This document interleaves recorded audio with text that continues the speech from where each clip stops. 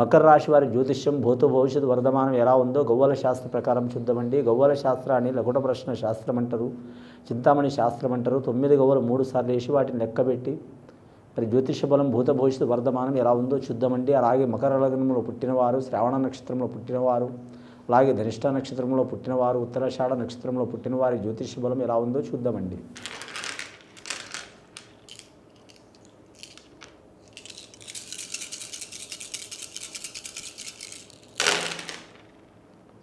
ముఖ్యంగా ఈ రాశి వారికి 4 గవ్వలు పడ్డాయండి. వీరి జాతక బలానికి 4 గవ్వలు చాలా వరకు శుభకర యోగ బలమే ఉన్నదండి. వీరి జాతక బలానికి, మకర రాశి వారి జాతక బలానికి ముఖ్యంగా లక్ష్మి కళ కలిసి వచ్చే అవకాశం ఉంటుంది వీరి జాతక బలానికి. కానీ లక్ష్మి ఎంత వచ్చినా నిలబడే యోగం ఉండదండి వీరి జాతక బలానికి. వీరి జాతకంలో మాత్రం 4 దిక్కుల నుంచి ఎన్ని సమస్యలు వచ్చినా కానీ మాత్రం వీరు తీరిపోయే అవకాశం ఉంటుందండి వీరి పేరు మీద. ధనపరంగా కావచ్చు, ఆరోగ్యపరంగా కావచ్చు, కుటుంబ పరంగా కావచ్చు, అలాగే వృత్తిపరంగా కావచ్చు, ఇబ్బందులు, చిక్కులు, చికాకులు తొలగిపోయే అవకాశాలు ఉన్నాయి. అలాగే వీరు ఏ పనికి వెళ్ళినా కూడా మాత్రం నలుగురు సాయం చేసే అవకాశం ఉంటుంది. అలాగే నలుగురితో మాత్రం వీరు ఏ పని చేసినా కూడా అనుకున్న పని సాధించే అవకాశం ఉంటుంది వీరి జాతక బలానికి. అలాగే వీరి జాతక బలానికి చూడాలంటే మాత్రం అంశబలం మంచిగా ఉంటుంది వీరి జాతక బలానికి. అంటే చేసే ఘడియ పని మరి జాతకంలో చూడాలంటే మాత్రం ముఖ్యంగా మాత్రం నరఘోష అధికంగా ఉంటుందండి. నరఘోష అధికంగా ఉన్నా కానీ మకర రాశి వారి జాతకానికి యోగ బలం మంచిగా ఉందండి.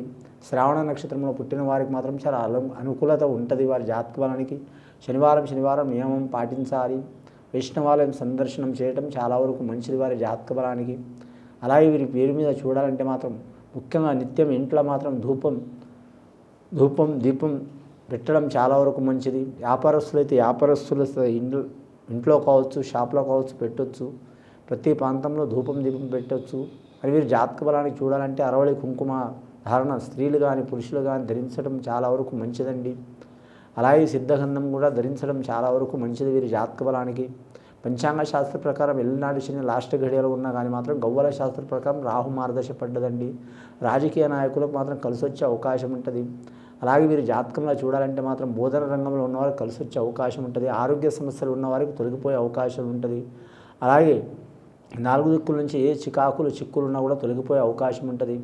విద్యార్థులకు విద్య విషయంలో గండం గట్టెక్కే అవకాశం ఉంటుంది. వీరి జాతక బలంలో ఉద్యోగం చేస్తున్న వారికి మాత్రం కలిసి వచ్చే అవకాశం ఉంటుంది.